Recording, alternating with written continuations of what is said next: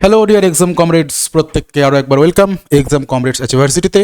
এবং তোমাদের যেটা আমি আগের কিছু ক্লাসে জানিয়েছিলাম বা এই সিরিজের অলরেডি একটা ক্লাস তোমরা করেছো, সেখানে আমরা মূলত পড়ছিলাম ক্লজ বিষয়টা নিয়ে, তাই তো? যে কিভাবে আমরা ক্লজ, কোনটা কোন ক্লজ, মানে প্রিন্সিপাল ক্লজ, অন্যদিকে ছিল তোমার noun clause, adjective clause, adverbial clause, সেগুলো নিয়ে অলরেডি আমরা একটা থিওরি ক্লাস তোমাদের পুরোপুরি ফ্রি থিওরি ক্লাস করিয়ে দিয়েছি। একটা প্র্যাকটিস ক্লাস তোমরা দেখেছো এই এসএসসি গ্রুপ সি, মূলত কারণ গ্রুপ ডিতে তো ইংলিশ থাকে না, ঠিক আছে? তো ওটার জন্য একটা ক্লাস, প্র্যাকটিস ক্লাস আমি করিয়ে দিয়েছি। এবং এরপর ওই সিরিজের যে পরপর যে ক্লাসগুলো, অর্থাৎ types of sentence, simple, complex, compound, এটার একটা দেখবে তোমরা একটা থিওরি ক্লাস অলরেডি দেওয়া আছে, ঠিক আছে? চ্যানেলে চলে যাও, তুমি শুরুর দিকে পেয়ে যাবে একটা থিওরি ক্লাস দেওয়া আছে কিভাবে আমরা সিম্পল, কমপ্লেক্স, কম্পাউন্ড এই সেন্টেন্সগুলোকে মানে চিনতে পারবো।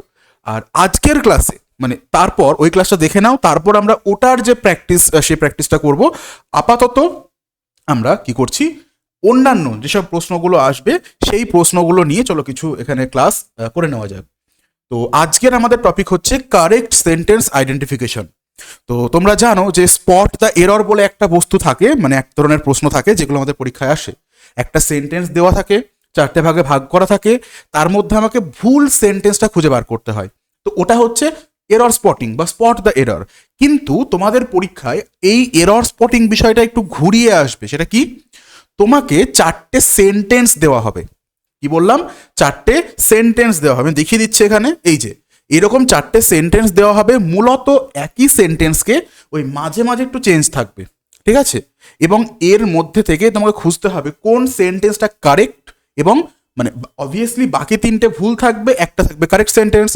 এটা কিন্তু এসএসসি গ্রুপ সিতে অন্তত একটা প্রশ্ন এখান থেকে থাকবেই, ঠিক আছে? সুতরাং চলো এই টাইপের প্রশ্ন আমরা কিভাবে সলভ করব, বিষয় হচ্ছে ওই একই। অলরেডি তোমাদের পুরো ফ্রি ক্লাস আমি করিয়ে দিয়েছি ইউটিউবে, সেই ক্লাসগুলো দেখো। কারণ এই প্রশ্নগুলোতে কিন্তু কোনো একটা নির্দিষ্ট একটা টপিক থেকে যে এরর থাকবে এমনটা থাকে না, মাল্টিপল, ঠিক আছে? বিভিন্ন টপিকের মিক্স করে এরর থাকবে। তো প্রথম প্রশ্ন তোমরা এটা দিয়ে শুরু করো, প্রয়োজনে ভিডিওটা একটু পজ করো, ঠিক আছে? কারণ আমি এখানে দাঁড়িয়ে থাকবো, সময় নষ্ট হবে, তোমরা আবার পরে দেখা গেলো স্কিপ করছো, দরকার নেই। যখনই কোনো প্রশ্ন আসবে একবার পজ করে নাও, পজ করে তোমরা নিজেরা একবার ভাবো কোনটা অ্যান্সার হবে। তিনটে অপশনে ভুল আছে, একটা অপশন কারেক্ট, সেই কারেক্ট অপশন কোনটা সেটা তোমরা খুঁজে বার করো, ঠিক আছে? তো দেখো প্রথম অপশন মানে প্রথম প্রশ্ন এখানে। ওকে, আশা করি তোমরা পজ করে অ্যান্সারটা খুঁজে নিয়েছো। চলো এবার আলোচনা করা যাক। কি বলেছে এখানে? Hardly had he enter the room then the phone rings. Okay, দেখো এখানে আমরা কি করে কি করে এইগুলোকে সলভ করব? খুব সোজা নিয়ম, সেটা হচ্ছে ভুলগুলোকে বাদ দাও। কি বললাম? ভুলগুলোকে এখান থেকে বাদ দাও। আচ্ছা দেখো, হার্ডলি, যখন এই হার্ডলি, স্কার্সলি এই ধরনের যে অ্যাডভার্বগুলো আছে, কি এগুলো? এই হার্ডলি এগুলো কিন্তু এক একটা অ্যাডভার্ব, এবং এই অ্যাডভার্বগুলো আমরা চাইলে সাবজেক্টের পরেও লিখতে পারি। কিন্তু যদি সাবজেক্টের আগে লিখতে হয় তখন কি করতে হয়? তখন সাবজেক্টের আগে এই অক্সিলারি ভার্বটাও কিন্তু আনতে হয়, যে কোনো একটা অক্সিলারি ভার্ব নিয়ে আসতে হয়। এটাকে বলা হয় কি? ইনভার্সন, ঠিক আছে? এইবার আমাকে এখান থেকে তাহলে কি করে ভুল দেখবো? প্রথম কথা দেখো, এখানে হার্ডলি আগে বসেছে, সেন্টেন্সটাতে বসেছে, কিন্তু তারপর ডাইরেক্টলি সাবজেক্ট বসে গেছে এবং তারপর অক্সিলারি ভার্ব, অর্থাৎ এখানে কিন্তু ভুল আছে একটা। তো কি করবে? অপশন সি, এটাকে এলিমিনেট করো। যে কোনো একটা ভুল পেয়ে গেলেও, সেই অপশনটাকে বাদ দাও, বাকি সেন্টেন্সটা আর কিন্তু পড়ে দেখার কোনো প্রয়োজন নেই। চলো তারপর দেখে নিই। বিষয় হচ্ছে এই পার্টটুকু পুরো আছে পাস্ট টেন্সে। হ্যাড হি এন্টার, ঠিক আছে? তো বুঝতেই পারছো হি হ্যাড এন্টারটাই আসলে এখানে ওই হার্ডলিটাকে, ইনভার্সনের নিয়ম অনুযায়ী হার্ডলিটাকে আগে আনার জন্য সাবজেক্টের আগে আনতে হয়েছে হ্যাড, মানে অক্সিলারি ভার্বটাকে। মানে এটা কোন টেন্সের ছিল? অবভিয়াসলি পাস্টের পারফেক্ট। তো এখানে আমরা এই যে ফোন রিংস, এটা নিতে পারবো না, ওই রিংস ওটাতে গন্ডগোল আছে। সুতরাং এখানে আমরা তাহলে কি করলাম? এখানে আমরা এইটুকুর জন্য বললাম যে না, অপশন এ হতে পারে না। আচ্ছা, আর কি আছে?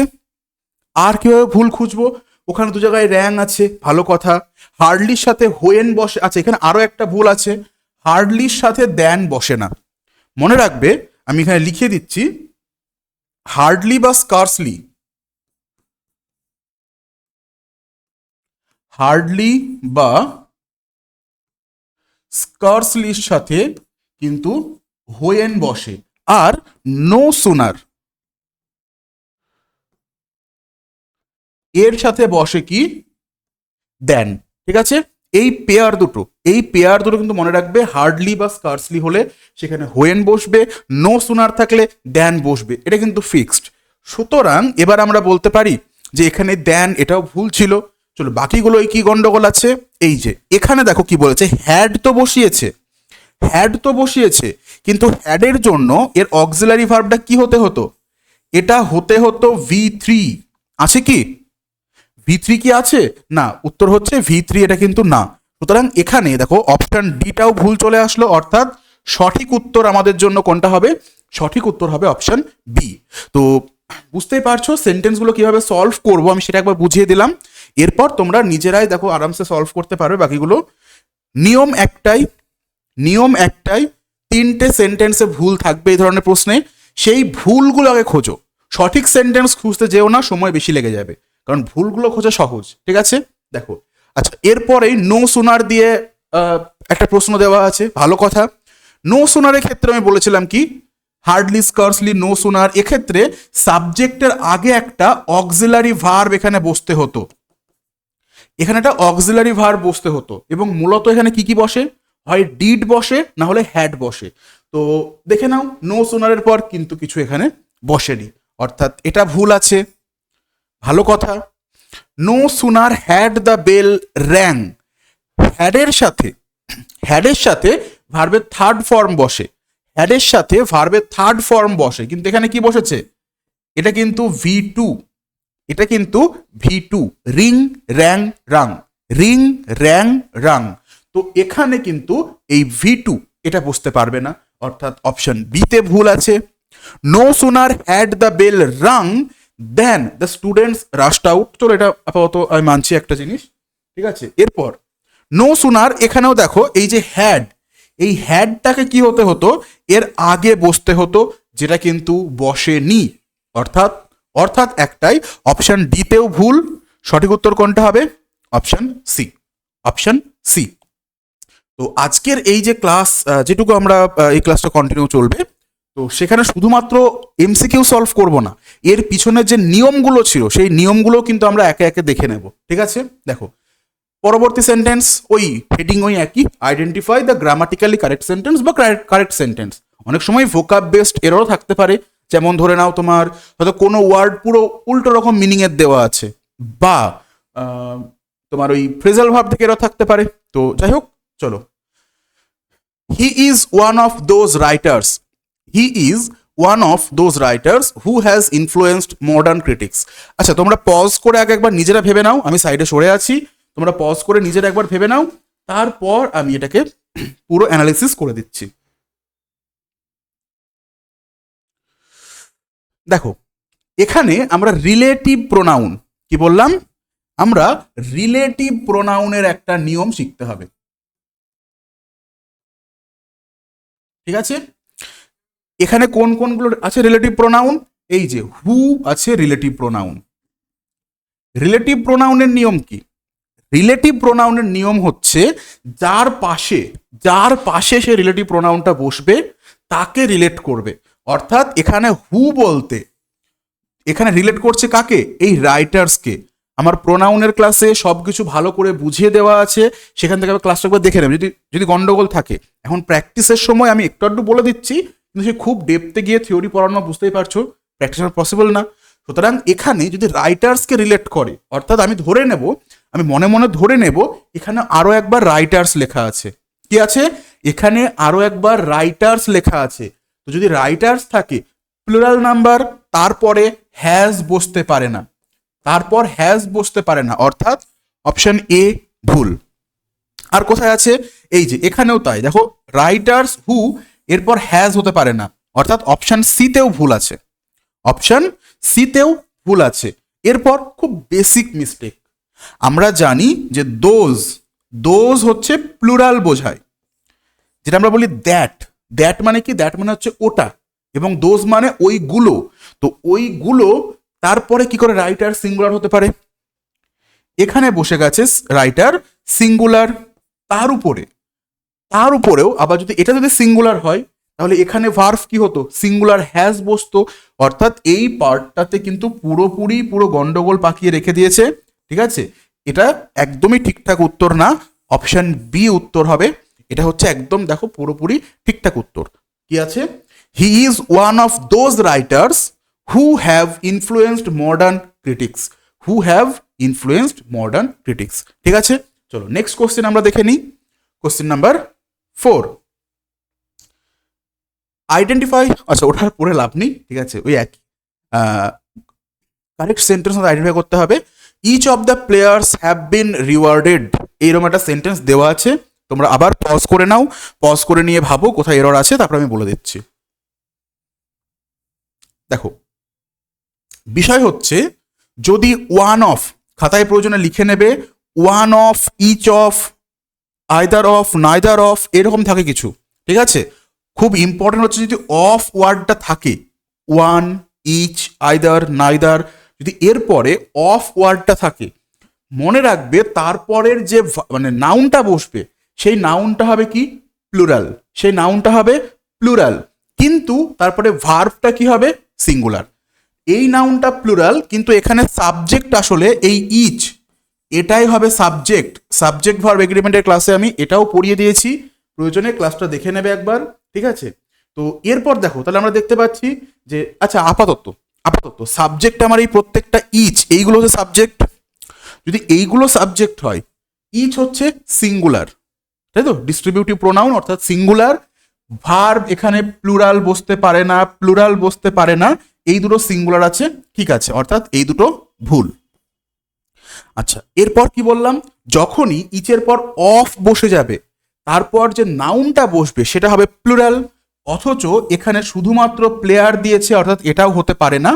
অপশন ডিও ভুল, অপশন সি হচ্ছে আমাদের সঠিক উত্তর।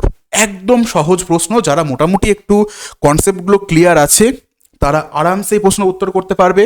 যদি কারোর মনে হয় যে না স্যার আমি বেসিক যে আমার গ্রামারগুলো হয়তো অনেকদিন আগে পড়েছিলাম ভুলে গিয়েছি বা ঠিকভাবে পড়া নেই, তাহলে আমি ডিসক্রিপশনে লিঙ্ক দিয়ে দেবো একটা প্লেলিস্টের, এই চ্যানেলেই আছে, সেই প্লেলিস্টে যাবে, দেখবে ইংলিশ বুস্টার কোর্স বলে একটা প্লেলিস্ট পাবে ওখানে, ওর মধ্যে প্রায় 50-এর কাছাকাছি ফ্রি ক্লাস দেওয়া আছে, প্রত্যেকে অবশ্যই সেই ক্লাসগুলো একবার দেখে নিও। ঠিক আছে, চলো নেক্সট কোশ্চেন কি বলেছে, ভীষণ ভীষণ সহজ, ভীষণ সহজ প্রশ্ন। ঠিক আছে, শুধু তোমাদের কনসেপ্টটা একটু জানতে হবে।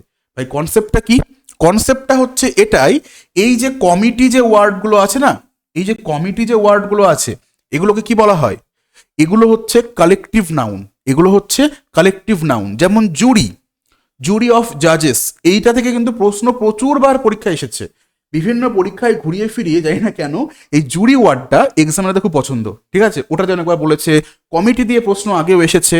তো দেখো বিষয় কি, যখন কোনো কালেকটিভ নাউন, দাঁড়াও ভুল হলো, কালেকটিভ নাউন, এই কালেকটিভ নাউনগুলোর বৈশিষ্ট্য কি খাতায় ভালো করে লিখে নিও। কালেকটিভ নাউনগুলো লেখো যে জেনারেলি কি হয়, সিঙ্গুলার হয়, কালেকটিভ নাউন সিঙ্গুলার হয়। ঠিক আছে, মানে যদি বলা থাকতো দ্য কমিটি শুধুমাত্র, তাহলে এটা কিন্তু সিঙ্গুলার হতো, কিন্তু এরপরে স্টার দিয়ে লিখে রাখো যদি এমন কোনো কিছু লেখা থাকে যেখানে মানে এরকম বলা হয় যে এই কমিটিটা দুই ভাগে ভাগ হয়ে গেছে, তাদের মতামত পাল্টে গেছে, মানে একটা কমিটি মানে কি, একটা কমিটি মানে এখানে বেশ কিছু মানুষ থাকবে, 2জন 4জন 5জন 7জন থাকবে, যদি সবার একই মতামত হয় বা দেখা গেলো সবাই এখানে এসেছে, সেগুলো সিঙ্গুলার।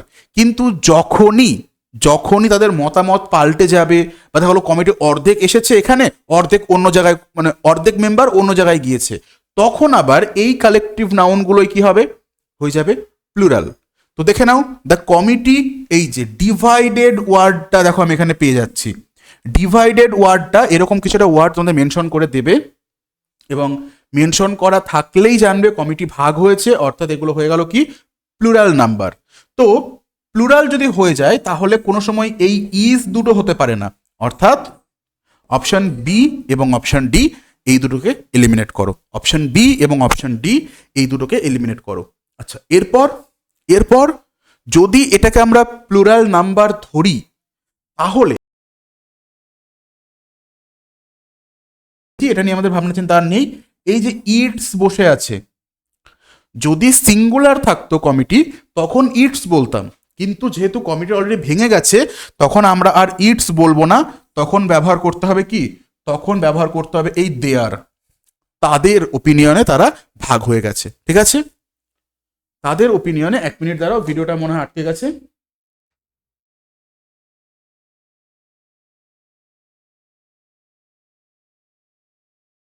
আচ্ছা, আরেকবার তাহলে বলে দিই বিষয়টা।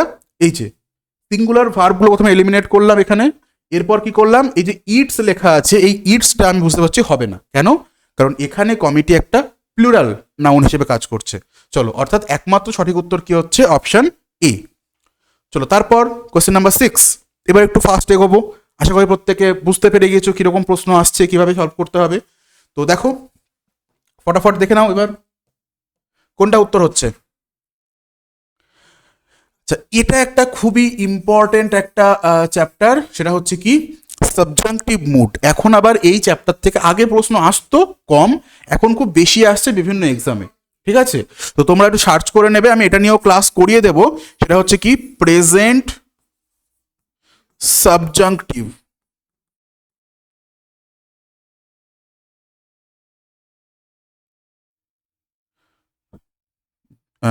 Subjective subjunctive mood. এবং এর নিয়মে কি বলেছে, এর নিয়মে ভালো করে খাতায় লিখে নাও। যদি দেখো প্রথমে একটা সাবজেক্ট আছে, এরপর ইনসিস্টেড, রেকমেন্ডেড, সাজেস্টেড বা অ্যাডভাইসড এই ধরনের কোনো ভার্ব থাকে, সেটা বসলো। তারপর যদি একটা দ্যাট বসে, হ্যাঁ দ্যাট এখানে বসেছে, এবং তারপর আরও একটা নাউন বসে, নাউন বা প্রোনাউন, অর্থাৎ আরও একটা সাবজেক্ট বসে। দেখো এখানে সেই সাবজেক্টটাও বসেছে দ্য ওয়ার্ক। এই ক্ষেত্রে আমরা এই প্রেজেন্ট সাবজাংটিভ মোডের নিয়মের ব্যবহার করব। সেই ক্ষেত্রে আমরা প্রেজেন্ট সাবজাংটিভ মোডের নিয়মের ব্যবহার করব। সেই নিয়মটা কি, সেই নিয়ম হচ্ছে যদি অ্যাক্টিভ ভয়েস থাকে, যদি অ্যাক্টিভ স্ট্রাকচারে থাকে, তাহলে শুধুমাত্র V1 ব্যবহার করব, কোনো এস, ইএস, আইএনজি, ইডি যুক্ত করব না ভার্বের সাথে। আর যদি প্যাসিভ স্ট্রাকচারে থাকে তখন সেখানে আমরা, অর্থাৎ কি বললাম, হয় V1 ব্যবহার করব অথবা প্যাসিভ স্ট্রাকচারের ক্ষেত্রে B+V3 এটা ব্যবহার করব। আর যদি নেগেটিভ হয়, এটাও বলে দিই, যদি নেগেটিভ হয় এর আগে একটা করে নট বসিয়ে নাও, অর্থাৎ নট প্লাস V1 এবং নট প্লাস B+V3 এই দুটো স্ট্রাকচার হতে পারে। এবার এখানে দেখো বলেছে কি দ্য ওয়ার্ক। ভাই আমরা কাজ করতে পারবো, কাজ তো অন্য কিছু করতে পারবে না। আমরা কাজ করতে পারবো কিন্তু কাজ তো আর অন্য কিছু করতে পারবে না,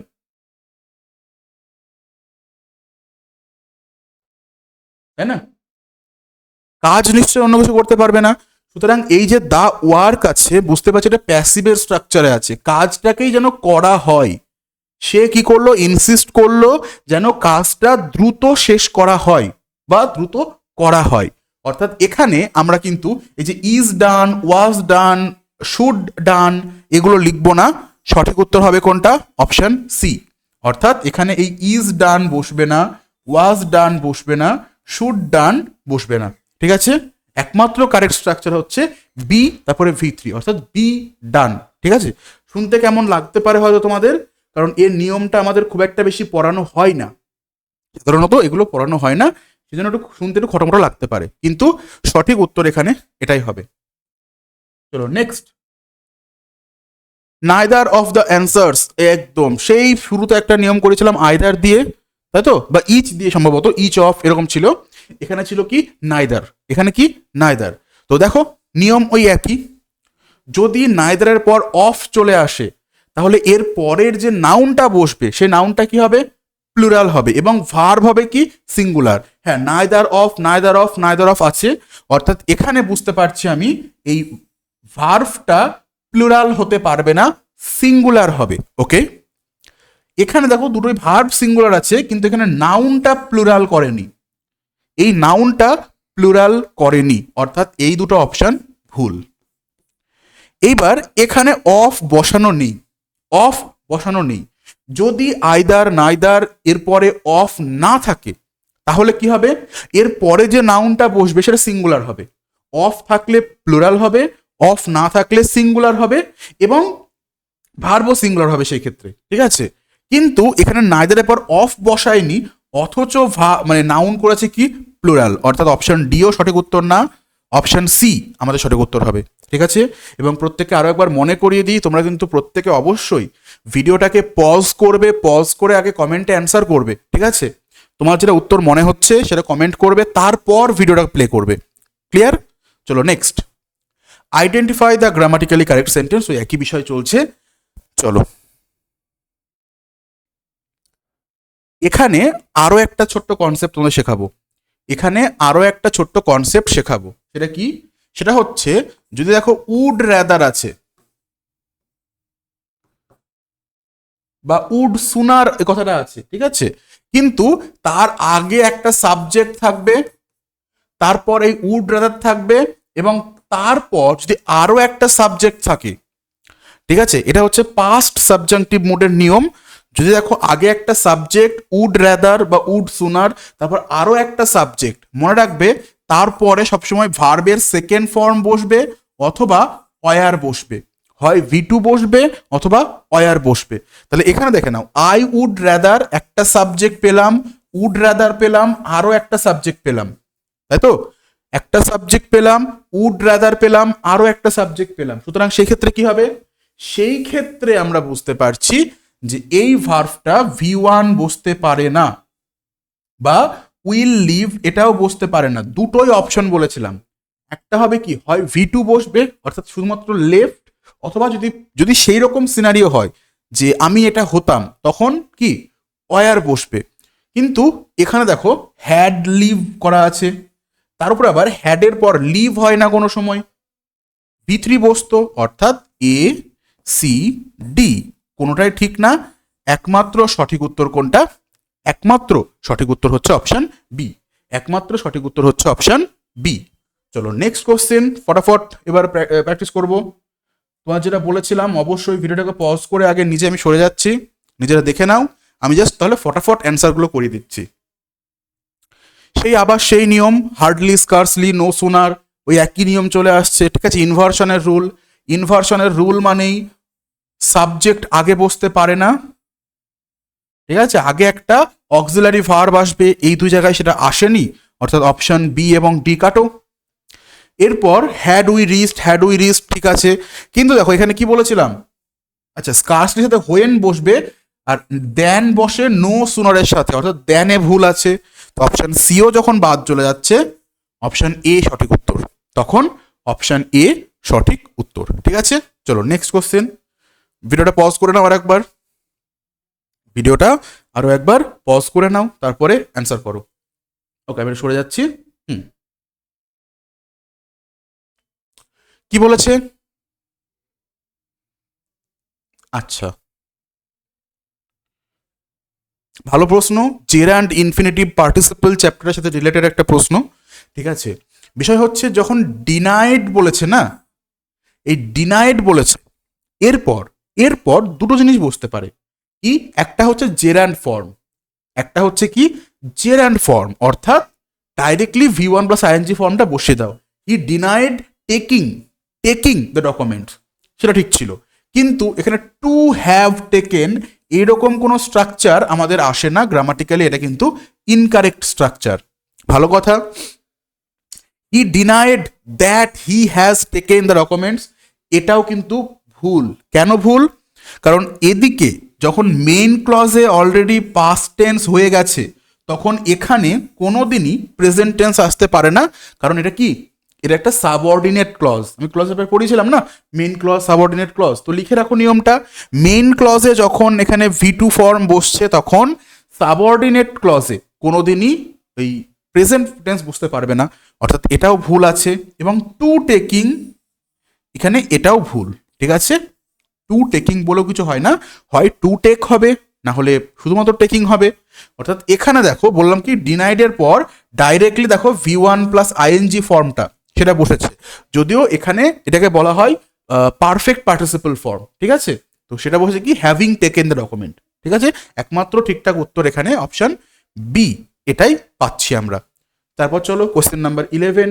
কোশ্চেন নাম্বার 11 তোমরা বলো কি হবে উত্তর। একদম জলের মতো সহজ প্রশ্ন ভাই।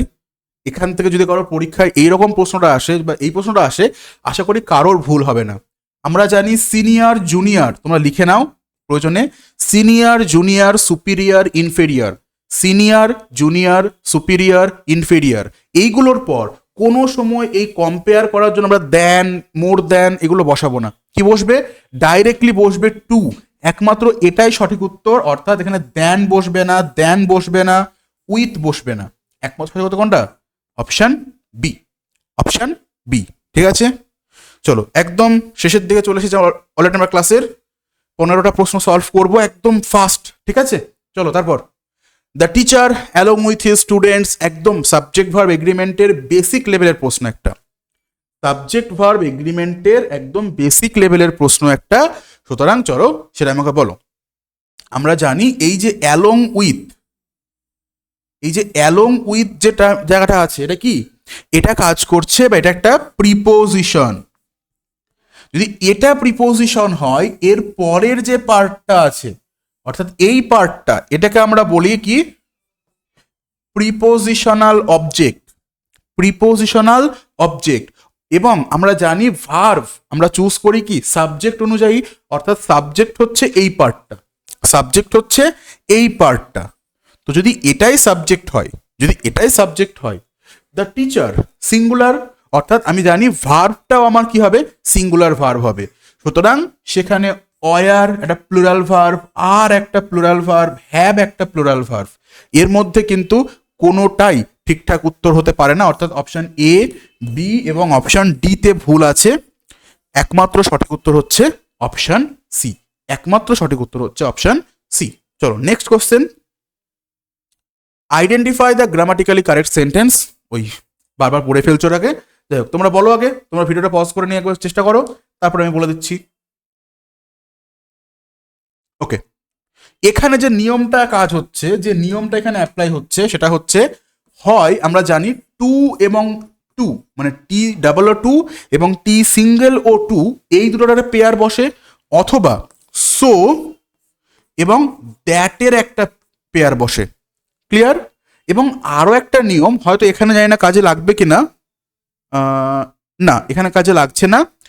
আরও একটা বিষয়, সেটা হচ্ছে যখন এই স্ট্রাকচারটা ব্যবহার করব, তখন আমরা নট ব্যবহার করব না আর। কারণ কি? এই টু এর মধ্যে একটা না জাতীয় মিনিং, একটা নেগেটিভ সেন্স অলরেডি চলে আসে। তো দেখে নাও এর মধ্যে কোনটা কোনটা স্ট্রাকচার হচ্ছে। সো এর সাথে টু এর কোনো পেয়ার হয় না, সো এর সঙ্গে দ্যাট এর হয়। আচ্ছা, টু এর সাথে ভেরিও বসে না, ঠিক আছে, একমাত্র এইটাই টু এবং টু এটাই বসে।